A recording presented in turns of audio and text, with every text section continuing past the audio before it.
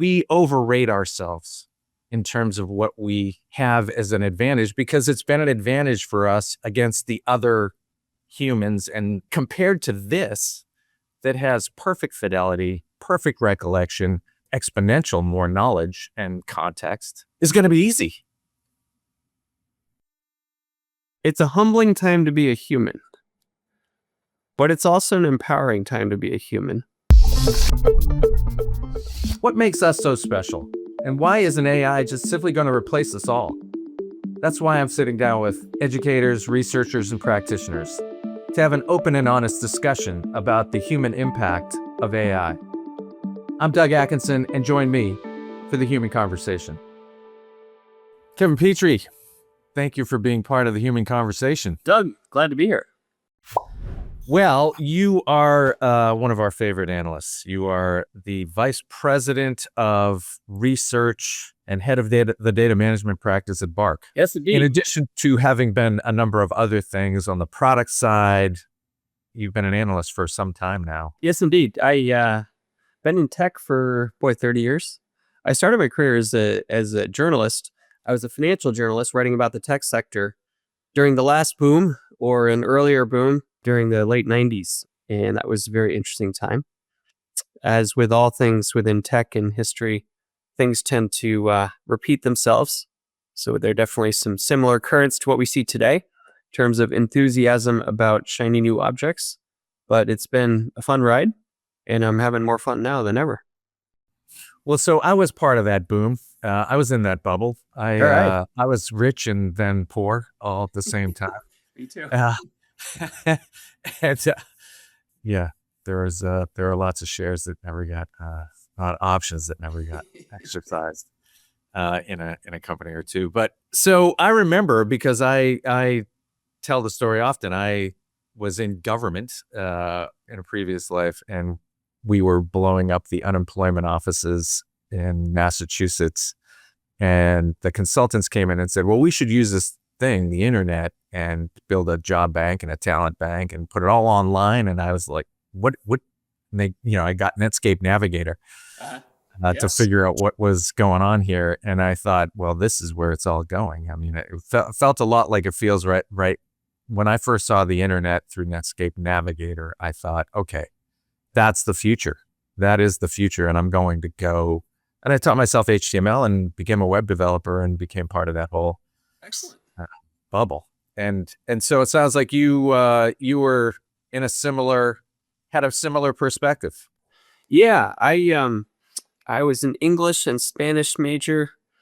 I loved to write, I still do, and got out into the world and thought, okay, I'm going to be a journalist. So that included the biggest chunk of time was 3.5 years as one of the founding reporters of TheStreet.com, which was at the time the first online financial news publication. We launched in November 1996, and I was there until 2 months after the bubble burst, or maybe a month after the bubble burst in early 2000.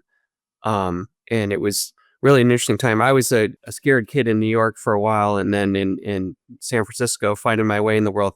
But it was a really interesting way to learn about what was happening, some pretty historic changes.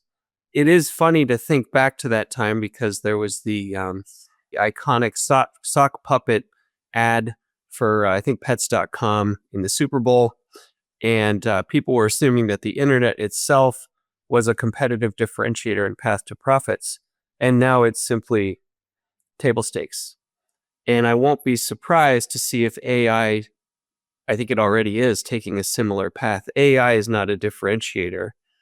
Business processes, customer relationships, proprietary data, those are differentiators. AI can enhance those, but it's becoming table stakes, similar to the internet. Well, and it feels a lot like those early days of the internet where there were a lot of people saying a lot of this was overblown, that, that you're never going to transform retail, that I'm never going to put my credit card into this thing, that all commercial email is spam. And, there was all this kind of negativity, and the people who built that original internet, the actual usable internet that was built for research back in the early days, Yeah. there was a certain kind of I don't know, proprietary protection that they wanted to give it. They didn't want it to become this kind of sprawling, crass commercial technology. Yeah. So I'm a history buff, and it makes me think back to the printing press and 1700s and 1800s, when a lot of the books that were produced early on that really generated mass readership were dime novels and romance novels and things that more educated people frowned on. And so the internet and then the mobile boom and now social media platforms have really enabled more rudimentary discourse, but I think it's a really good way to democratize communication and thinking. So it's overall been a positive thing, and hopefully that'll be the case with AI as well. We'll Well, see. so we've been chasing AI for some time now through a number of other Yes. terms, machine learning being kind of one of the kind of enterprise tech terms, I think, that we heard a lot about over the early parts of Solutions Review anyway. And so this isn't necessarily, to a lot of people, and you, I'm sure, is not necessarily new revolutionary technology. It's been coming for some time based upon the access and enablement of data. Yeah, I think so. It's been interesting to see because I think it was in the 50s when the group got together at Dartmouth and started thinking seriously about artificial intelligence and what was possible. And what changed since then, we've been through periods of great anticipation and hype and dashed expectations with AI. But now we have so much data that can be fed into training these models and then supporting inference. And we've also got pretty astounding improvements in compute capabilities. So increase in storage density and Moore's law have been the enablers of this boom, so that the neural networks and transformer architectures that support Gen AI are finally possible. So it's very interesting time, but it does feel like we're standing on the shoulders of giants. There are folks that were looking at this 60 years ago, and they simply didn't have the enabling technologies in terms of transistors and the ability to capture and store massive amounts of structured and naturally unstructured data too.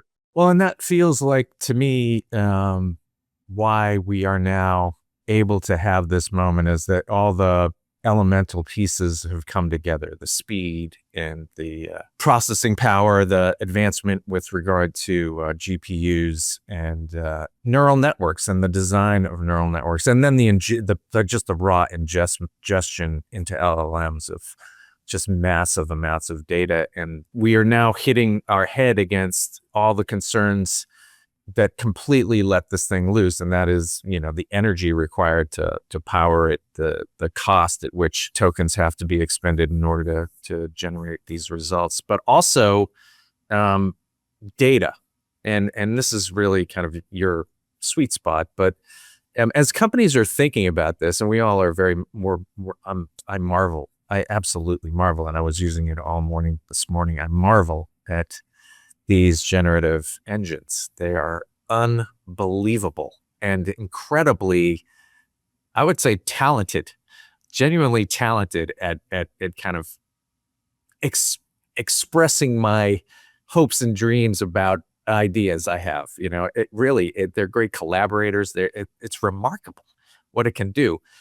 But ultimately, it's a data challenge, isn't it? I mean, it's the output is incredible, but the amount of data that it's obviously accessing in order to generate that output is shocking. And I think it's my sense anyway that, and you probably see this more at the molecular level, for companies that want to take advantage of this for their specific gain rather than their, people using these open models. What is the state of data these days, and what can they be doing to get their data ducks in a row. It's an interesting time for data people because I think we're having a somewhat of a moment now, having not gotten enough budget or attention for a long time. There was this expectation in the boardroom and among business managers that data should be instantly available and accurate, but the data people weren't given enough budget or even enough ability to shape behavior of other employees to ensure data quality, to eliminate silos and ensure governance and so forth. But now there's this real long awaited recognition. You have to have, it's become a cliche, which is a good thing, which is you have to have a strong foundation to support AI. My colleagues, Sean Rogers and Merv Adrian, published a report in December looking at AI adopters and asking them, among other things, to rank the obstacles to AI success. And data quality vaulted from number 5 or number 8, depending how you measure it, in early 2024 to number 1 at the end of 2025. And so there is that recognition that you have to get the clean inputs, not simply tabular data, but also documents and increasingly images or even video. So you need to figure out how to classify and tag, evaluate, score, and rank this stuff and build all the metadata associated with it, operational, business, government metadata, usage metadata, and technical data that'll describe how it maps to everything else. You need to bring all this together in order to guide those Gen AI models, but also machine learning models of the more traditional variety so that they can use unstructured data responsibly. And so that's why we've got this enthusiasm now for context. I would say context is a top 3 headline of every vendor conversation I've had in the last 2 months. Every single one, they're talking about context. And that's good. I would encourage vendors to make sure you're defining precisely what you mean by that. But ultimately, it's bringing together a lot of metadata to try to figure out how to build the right data so you can take these powerful models and apply them to your proprietary digital assets in your business processes. It's all about data, and it's all about the metadata to support that. So the kind of wave of AI solutions, it always strikes me that it starts out, well, we'll go build something, and the board is, we got to get this AI thing going, and it kind of comes down from on top and pushes down to, the teams ultimately that have to come up with some sort of solution, and everybody wants something now, though they're not exactly sure what that is. And meanwhile, on the other side, the solutions provider side, they're building fully baked solutions around what they have created in terms of AI for their existing structures. I mean, these are the biggest of the big, right? The Informaticas, the Salesforces, the SAPs. These guys are building AI embedded solutions because ultimately they have in these organizations already access to a massive amount of the data coursing through the existing systems that they've already put in place. Do you see that is the way it will go? Ultimately, it'll come in the form of salespeople selling the AI bolt-on to their existing systems rather than, some skunks works team in some offshoot office that creates some new homegrown thing. Yeah, I think so. The common analogy, which is somewhat related, is we had power generation around the late 1800s and early 1900s, and companies realized it wasn't in their best interest to generate power themselves. They wanted to plug into a grid. And I think similarly, companies will realize that training AI models and customizing their own workflows for their proprietary business processes is not the best use of their time. If you look at comparative advantage, do the thing that you're best at. It makes sense to buy AI embedded products from existing vendors like Oracle, like Salesforce, from new vendors as well. But there's definitely a shift. A16Z came out with numbers last week. Each year they survey 100 CIOs, and they found that for a number of business functions, all the ones they looked at, I believe, um, the shift compared to a year ago was not to ask ChatGPT or Claude to handle business functions, but rather to invest in SaaS applications that put those models to work themselves. So the more you can reduce integration complexity and buy AI as part of a package of features from a commercial software vendor that gives you maintenance, that gives you stability and future upgrades and so forth. That really helps simplify what you're doing. And so it's timely because yesterday, here we are, February 4th, yesterday, stocks went down for LegalZoom. It went down 20%, I believe. And a number of other software stocks went down because Yeah. Claude came out with new capabilities targeting in particular the legal sector. And so the worry was, okay, this is going to start to hit legal software firms and others because people will simply use Claude instead. And I don't really see that happening. I think Claude and especially OpenAI have a lot of work to do to figure out how to generate profits. And I don't think they want to be software application companies. They're model companies, and the real benefit is getting the packaged software that can apply it to your business processes in a way that reduces integration complexity. So do you see them being more API providers and just taking kind of almost like the plumbing of the internet? They're not they're going to be the plumbing of AI rather than the front end of AI. In terms of OpenAI and Claude and so forth? Yeah, in terms of their business Yeah. model. You think that'll be big Um, enough for them? I do. I think that they are going to enable knowledge workers and experts to do specialized research to find things. They're going to enable consumers to find things. They're already doing all this. And that's critical. And then they're going to also sell to software companies or to enterprises that are going to embed that stuff in their workflows. But I don't think that OpenAI or Claude, or excuse me, Anthropic would be well advised to try to become SaaS companies in themselves because they're in the midst of a very expensive model race. They need to stay competitive there to try to become a software application company as well that specializes in CRM or specializes in ERP or other aspects of software. That's just it's a distraction from their core focus, which is super smart models. I'm fascinated by that take because and it's a very interesting take, and I'm inclined to go along with that because I do think there's going to be a challenge here. You have, as I see it, you have these massive superpower companies that have been dealing with enterprise tech and implementing enterprise tech, like the biggest of the big, the Oracles and the SAPs, et cetera. And then you have this A16Z. Is that Yeah. the investment layer that has put, I would wager it's probably $200 or $300 billion of venture capital into companies that are supposed to then return all that investment in multiples.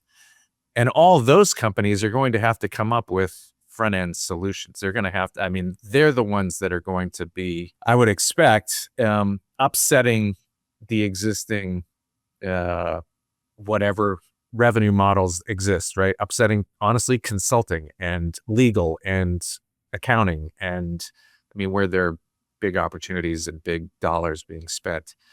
And so the large LLMs, they are kind of in kind of a funny spot because all these other companies are racing very much to solve it is kind of like the internet. It's like lightbulbs.com or whatever every other little thing that came out in the internet back in the day, right? There's going to be legal.ai whatever, and all these very niche things that come out. So I think that's an interesting take, that they'll be they'll be almost kind of the marketplace or the kind of back end, like I said, maybe the back end plumbing. Yeah. So it's interesting. I always look at the big two. I use Perplexity as well, but there's OpenAI, which has a strong consumer base. A lot of consumers use it. Not many of them pay. But so they've got a lot of people who are just using it to make their day easier. And that's great. And then Claude has a strong corporate base. These are oversimplifications, but Claude's got a strong corporate base, and they've really done well with software programming, which is a fantastic use case for I their think that's Claude. the premier use case right now Yeah. in terms of disrupting an existing industry. It is literally destroying the need for new programmers. Yeah, it's an interesting time because we've got that impact on entry-level coders and folks that are graduating with CS degrees right now. It is a tricky time for them, but ultimately you need experienced coders to have new ideas to use this stuff efficiently. And you only get For a little experienced while. coders if you hire junior coders. So companies are going to need to, I think, make longer term decisions about what the value curve is and how long they're willing to wait for to get an ROI on their new hires. Well, so the other monster in the room under the bed is Google. I mean, Google. I think Google wins the whole thing. I don't see. It's almost like when Microsoft, again, go back to the early days, right? Microsoft was threatened by Netscape. So what did it do? It embedded an internet browser right into the software of Windows, and that was the end of Netscape. Netscape literally was one of the largest new tech companies on the planet. And the minute Microsoft saw that as a threat, they embedded a web browser, and Netscape was gone. I would argue within 2 years or 3 years, they were effectively gone from the conversation of technology instantaneously. I've never seen anything like it. It was one, and I think Microsoft got sued pretty hard for that. But that's Google's advantage right now, is they're embedded in search. And so all the searches now, at least the searches I see, are generating an artificial intelligent result and a tab. They're literally going to cannibalize the cash cow that made them one of the most valuable technology companies on the planet in order to win this race. So it's a fascinating time. I get excited or passionate about the numbers. So if you look at the big four members of the arms race for training super smart AI models, there's Meta, Google, AWS, Microsoft, and then of course there's OpenAI. So let's say five. The amount of money they spent on data centers, much or even most of which was to train new models as opposed to servicing existing models, comprised about a third of all economic growth in the United States last year. So that's how we dodged the tariff bullet. They built a lot of data centers. It's good for the economy. But so OpenAI is kind of triggered an arms race it can't afford now. They've signed letters of intent for 1.3 or maybe 1.4 trillion dollars over the next 10 years of data center spending. But at last check, I said I think they were losing $10 billion, per quarter. And there are some estimates that over the first 9 months of the year in 2025, they might have even been losing money on inference because it was so expensive to service a given user query. Now that's a little speculative, but their path to profits is really tough, and they're competing with Google. Full disclosure, Google's a client of ours, but they're competing with Google, and Google doesn't need to go raise more money in order to pay existing commitments. They're paying with their own cash and their own balance sheet. So they're doing quite well. And I think that arguably, they've kind of closed the gap with ChatGPT with their latest Gemini models. And to your point, they can build it into so much of what they already have, which helps organizations deploy workflows that are integrated and simpler to put to use. Well, so two things. This is one of the the one of the challenges with the layman, and one of the reasons why the early kind of, buzz around AI is, well, it doesn't really get it right very often, because I don't think people appreciate they're using it like Google. They expect it to know what just happened. And a large language model doesn't work that way. A large language model trains on a finite amount of data. That'll change, obviously, and Google is starting to figure out how to weave the two together, which again is a massive advantage, right? So OpenAI trains and Claude trains on a finite amount of data. You can ask it, what's the last thing you ingested, and it'll tell you. And it needs a new model in order to have access to all the new information that's happening. It doesn't know what just happened. Whereas Google, I think, is going to be able to. They have to, because people are trained to Google. Give me the news, give me the information, give me what just happened, give me perspective. What do you think about this or that? And so it's going to have to thread that needle of balancing what's happening right now with this deep, ingested, learned model of information, and bring the two together, which again is the promise of the whole thing.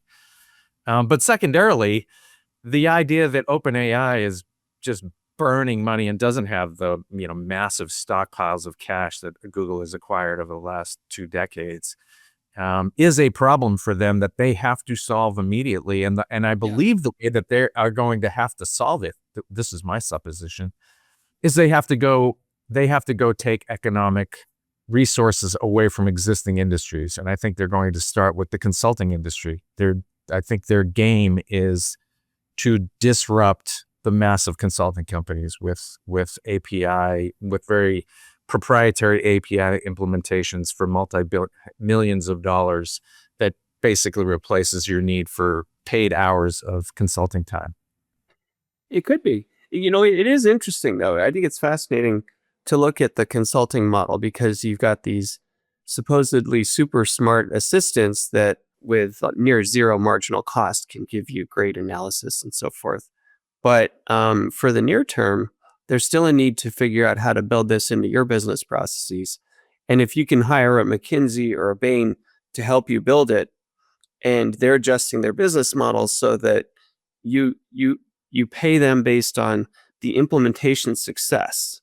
So they're in it for a commission about the results, and you're not hiring them as much for the research and the fancy slides, because those are the kind of things the models can put out. But actually the hard-nosed implementation knowledge based on what other Fortune 100 companies are doing and so forth. And so that's where I think that, and I haven't followed Accenture and McKinsey and their earnings, but it does appear to me that this is a big opportunity for them. I'm definitely not an AI doomer. I think that job-wise, there's actually an incredible opportunity for knowledge workers. There will be changes and disruptions, but I think that ultimately it's going to create a lot of opportunity for us.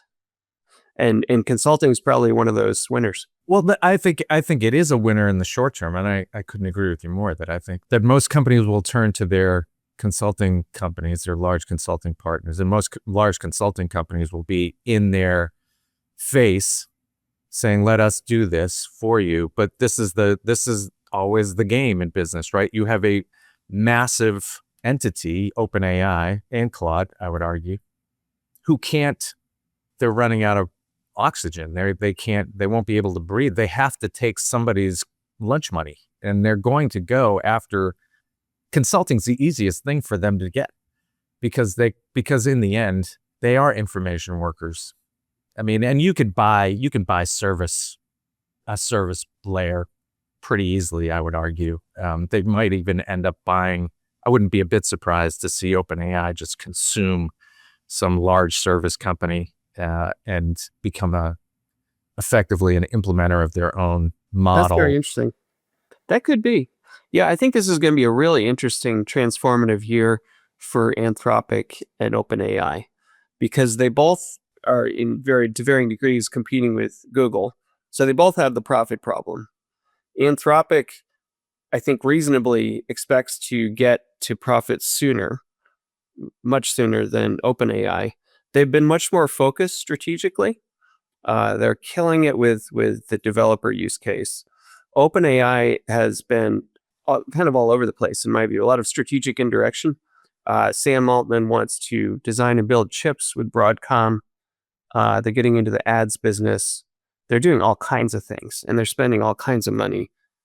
It was interesting to see indications this week that NVIDIA, the Wall Street Journal indicates that their $100 billion deal with OpenAI is on ice. They still want to participate in the IPO, but it does look like there are some folks stepping back a little bit on OpenAI because they're worried about how the numbers are gonna bear out. And the other interesting difference between OpenAI and Anthropic is that OpenAI, I think, has been a little more loose, cavalier perhaps with safety. Anthropic has been, they're very focused on doing AI right, and they're very focused on AI safety. Maybe a little bit more conservative in terms of what they put out. They're also more focused on corporations than OpenAI, which has a strong consumer base. So the net effect is that they'll probably start to diverge a little bit, both in terms of focus and in terms of success. I personally think Anthropic is going to pull ahead on the corporate front, in particular with OpenAI this year. I think what Anthropic has done with Claude Code is the canary in the coal mine. That is the doom scenario. What it's doing there, it's destroying the need for human programmers. I mean, there's no question about it. There will be no bottom rungs on the data architect, developer architect ladder. I would argue there aren't any bottom rungs on that ladder. That now you have to come out of school being an architect. You're not going to get hired as a junior coder and work your way up some sort of, whatever hierarchical structure to that role. And how do you get that experience? It's the worst case scenario. Honestly, when you take away the bottom rungs of a ladder for advancement for humans. And I would suggest that that's the beginning of the doom scenario, that what is going to happen to coding was inevitable. It was always a mathematical problem or just a binary problem to solve, which is easy in the end for technology. So that one is the first mover, because that was probably, even though it seems complicated to us, to me, it's not that complicated. It's actually just binary, ones and zeros, and away you go. And then, with all, it's going to destroy all kinds of things doing that. But again, the reason why, to your point, the reason why they will then succeed is because they have completely disrupted an industry and taken all the revenue and upside that the humans would have had. And that is, in my mind, what OpenAI has got to solve. They have got to do the same thing. And I think their angle of attack has to be consulting, because that's just a massive, juicy pile of cash. That's a very interesting take. Yeah, and you might be right. It is. There's a lot of money that gets put into the McKinseys of the world. There is the trust factor. And I do struggle still with OpenAI in particular. If I ask it to find me and summarize key documents in a given area, it'll do it. And the summary will be good. And I'll say, okay, now quote direct passages from the source material to support this, and it'll make up every single quote. And so I think that last mile of accuracy and trust is a tough one to close. And it has to be closed in order to be a big threat to the consulting business. But like you said, if they were to buy a smart organization of smart consultants, maybe that's a good combo. They've been spending so much money on other things, and they still have to honor their commitments for these data centers and stuff. It'll be interesting to see. But I was called. But they have no choice. They have no choice. This is the scary piece. It was when a company is faced with a threat, and again, I look at the way Microsoft dealt with all the threats that they were faced with over the years. they act in their own self. This is the problem we're ultimately going to have with this technology. It's that capitalism doesn't care. Corporations don't care about what ends up happening. I mean, I think we see it with OpenAI and some of the back-end business decisions that have been made there that are well documented, that are an indication that in the end, right, Gordon Gekko agreed is good, and we're all self-interested in growing and building these things. Capitalism is going to love this story that I can get rid of headcount and get rid of the end of the billable hour. I can eliminate the billable hour. I mean, I don't know of an organization on the planet that feels like it isn't spending enough with McKinsey. I mean, if you can come in and tell it you can get everything McKinsey gives you for half the price, I think every corporation will be, let's have a meeting. Let's talk that through. They might not do it. Yeah, and part of it gets to human psychology. It remains my firm belief that people like to buy from people and prefer to do business with people. If they have robots in the background helping out, great. But the C-suite does love and trust these minted MBAs that become partners at the McKinseys of the world. And so it'll be interesting to see whether they're willing to give up the human relationships. I mean, in order and I'm not saying that a chat bot would be running a multi-million-dollar implementation. But why? Do you care about who does the work underneath that, well-dressed corporate ticket handing out veneer that takes you on all the great experiences? Do you care who's doing the actual work? No, and it's a good point. So we had to show some relevant numbers. Sean and Merv's survey also found that the level of satisfaction with internal IT versus external consultants, regional technology consultants in particular, had the highest levels of satisfaction. Internal IT had the lowest levels of satisfaction. There is a desire when implementing AI to go to outside experts. I'm sorry, their satisfaction or the satisfaction of their employer or whatever? The satisfaction of AI leaders, data and AI leaders with their internal IT departments versus external consultants. And so as they go through this AI transformation, they want help. They want outside help. And they trust regional consulting firms, also global consulting firms, but the consulting firms that really should be using AI as an assistant in the background. But what they have the benefit of is knowledge about what other adopters are doing. They can look across the landscape and say, well, we're working with 3 other banks that have similar problems. Here's what they're doing. Or we think there are relevant activities in not among banking, but insurance firms. So they have that broad expertise about what early adopters are doing. And so that kind of thing, that kind of context and ability to link across that does get to tribal knowledge and gets to the kind of thing that I don't think you can codify within OpenAI. But yeah, the amount of work that gets done, the bots versus the humans, does start to change. Again, I don't want to necessarily keep trying to sell OpenAI on becoming a consulting giant, but it strikes me that what makes any industry, forget consulting for a second, let's talk about the legal profession, let's talk about accounting or even doctors. I was talking to somebody the other day and they said about this very topic, and they said, well, you want a human doctor to be dealing with your medical issues. And I said, well, but that's one of the singular professions where people say to you after you tell them what your diagnosis was, the first thing they say to you is, go get a second opinion.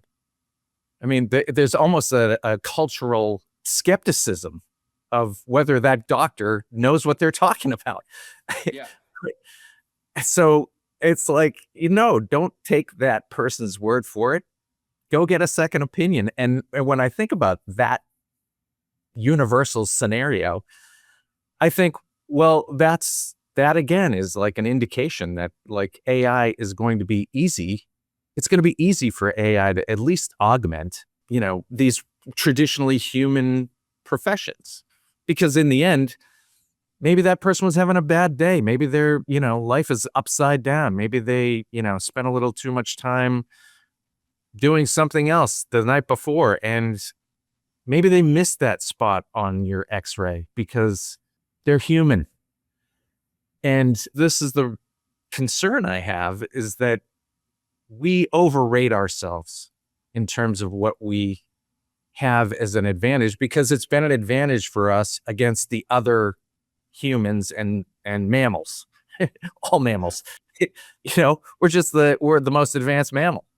But it's like, compared to this that has perfect fidelity, perfect recollection, perfect, just exponential more knowledge and context, I would argue. And then it's just a matter of the neural network porting that information into a human presentation of either through language or ultimately video is coming next, and then is going to be easy. It's a humbling time to be a human, but it's also an empowering time to be a human. And yeah, I don't think any of us have easy answers about how the human experience is going to change. But I do still see a significant role for humans to guide and manage these robots, because there's a significant challenge. So many organizations, just as one example right now, are creating agents, and they're excited about creating agents, and more agents is better. And it's empowering people to do things on their own, but it's also creating quite a mess from a governance perspective. You could have one organization with tens of thousands of unmanaged, unmonitored agents that are helping knowledge workers each do things in different ways. So there's a huge need to control and organize this stuff. And I think that's the type of new job that's going to be created. How do you manage and govern the agents, make sure they have clean inputs and trustworthy outputs, and make sure they can contribute to stable, efficient corporate workflows? And that's a challenge. There's also the human personality challenge. Most organizations are using AI and talking to their boards about Gen AI and so forth, and they should be. But there are definitely numbers out there showing that the number of knowledge workers, the percentage that are using Gen AI on a weekly basis, may be going down, because they're realizing that the amount of time they need to spend fact-checking this stuff doesn't justify the effort. They also might be worried about defending their own jobs. And so, the net effect of that, who knows? But there's a lot of work to do, and there's still very much a human role. Oh, yeah, no, I would say we're in the Netscape Navigator phase of this evolution. We're early. We haven't even gotten to e-commerce yet, or social media, or mobile. If I were to play out this scenario, having been through that one, Google hasn't even arrived yet. When Google first hit, we were all very impressed that it didn't have, a wall of advertising. It wasn't Yahoo with this crazy home page. It was just an open dialogue box, much like the way OpenAI arrived with this simple little dialogue box, and all of a sudden you were off to the races. So yeah, I would say there's a lot that we will see unfold, but I keep coming back to the way that this technology is just foundationally different. The way it's been built is foundationally different. It's designed to replicate what we do and output what we deliver. Most of, at least information workers, right?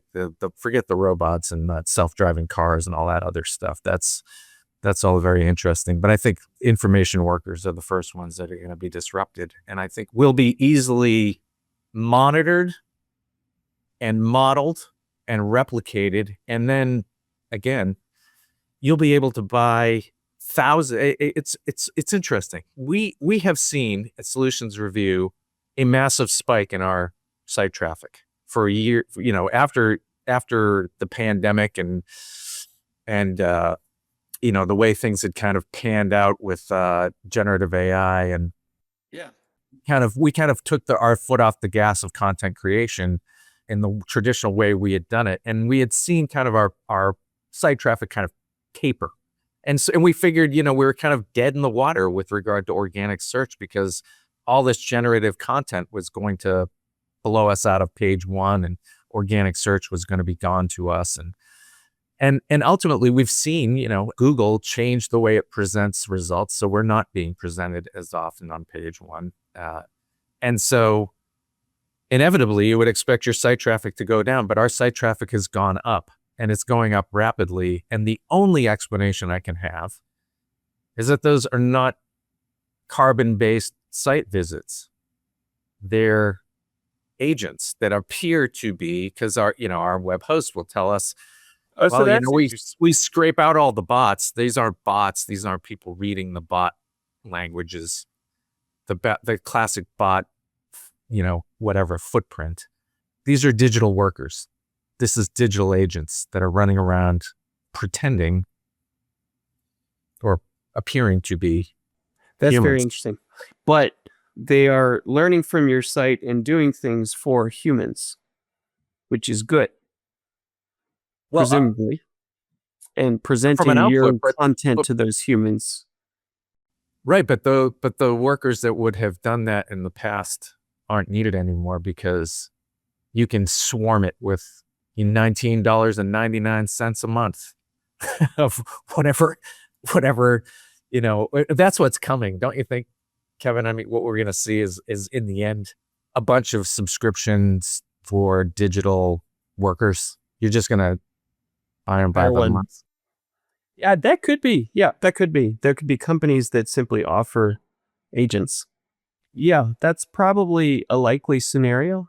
And don't you think that'll be just, it's going to be so easy to consume. They won't ever not work. They won't ever call in sick. They won't ever look for another job. They won't ever need benefits or ask for raises. I mean, as a corporate entity in a capitalist structure, it would be financially or fiduciarily irresponsible not to maximize profit by engaging in that rather than hiring more humans. That's my concern. Once we trust them, and right. we're not, right, not at trust yet. Right. And we didn't, and right. And back when I was a web developer, people told me I'd never put my credit card in a computer. I don't trust that that's a safe thing to do. I'm not going to put my credit card in your e-commerce website. That sounds crazy to me. And at the time it seemed crazy. It was very reckless. You couldn't trust that your credit card wasn't going to get compromised. But the sophistication, the points of failure or of the attack vectors for a credit card transaction is much lower than having an agent go to 5 different websites based on your PII and make a safe decision that's going to produce a purchase for you based on your budget. We'll get there, but it's going to take a while. Well, it's happening with developers. It's going to turn out they were easy to replace, and all these people who were told to major in STEM sciences and so forth are going to be in real trouble.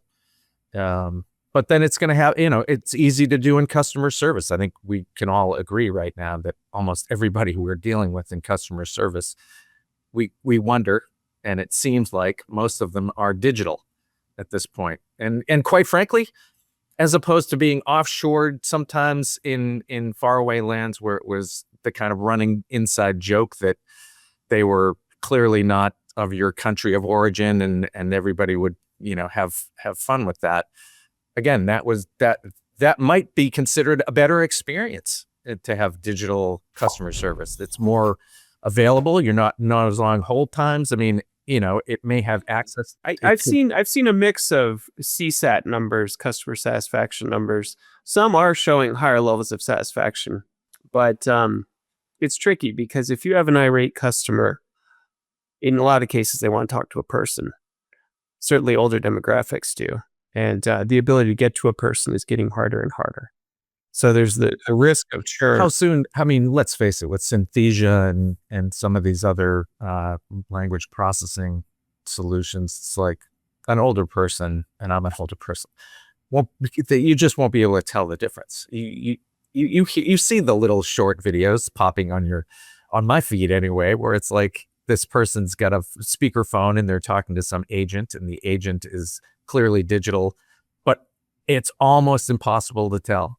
They're so good at it. They put the pauses in and the ums and all the kind of speech cues that it sounds like a human. I mean, it's incredible. It feels like it's going to be happening a lot faster than I think we're prepared for. And this is why we have started this channel, to have these conversations, because I want to challenge people to really think about how humans do differentiate themselves, because there will be moments in time where businesses will be faced with an either or. I can buy this digitally, or I can continue to invest in people. And I just kind of hope that things break a little bit more on the good side, the social side, rather than necessarily the capitalist, simple for profit side.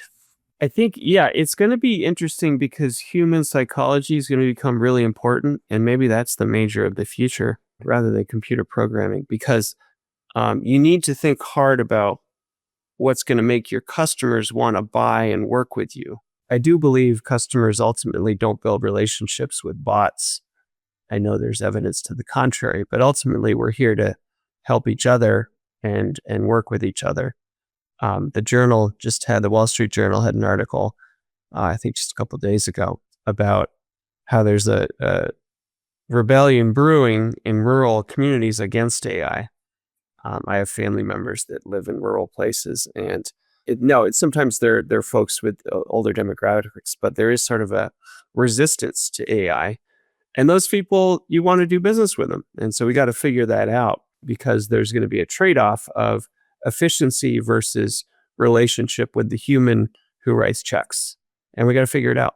We got to navigate that. Yes, I agree with that. And I think you're going to see that on the creative side. I think I've already started to see plenty of kind of noises coming out of the Hollywood community around how AI is going to, upset the economic structure of that industry. And, you do lose things that way, certainly. But you also, in fairness, you enable people who didn't have access to all of the costs and capital needed to make a major motion picture. Now, theoretically, they can do it on their laptop with a little bit of patience, and the creative vision that they have can still be delivered. And so maybe we're going to unlock a whole new generation of people who wouldn't have had a voice because of the economic barriers that existed. I hope so. I think it's going to be a very interesting time. There's unquestionably an opportunity in terms of helping democratize education. The internet helped, mobile helped, AI is going to help more. You can have really smart tutors that never get tired, and they'll help you really learn something if you're in Africa or wherever. No, and we've heard from we've heard from people who are in the classroom who are using this to feed. When you have one teacher feeding 35 kids who are all at different levels of understanding and cognition, they're now using them to feed each kid the appropriate kind of engaged content, so that they can all stay engaged, rather than waiting for everybody to reach the kind of minimum threshold level. And you have some learners who are more advanced who are literally parked right now waiting for for the other kids to come up to their level in the same class. So I agree, and all the ways it can enable people with disabilities and people who may have language barriers, or people who are economically disadvantaged. I mean, there are going to be a million great ways that this benefits humanity. But the flip side will be, it may prove that we are not as advanced, or that we've created something that exposes maybe Our some shortcomings. Yeah, maybe. Well, thank you for being part of this human conversation, Kevin. I would love to catch up with you again in the future. You're doing all kinds of interesting things at BARC, and we are certainly tracking a lot of those ourselves. But best of luck with all you're working on, and we'll hope to see you either in another human conversation or one of our solution spotlights or somewhere else on Insight Champ. Good. It's always a pleasure to work with your team and you. So I look forward to it.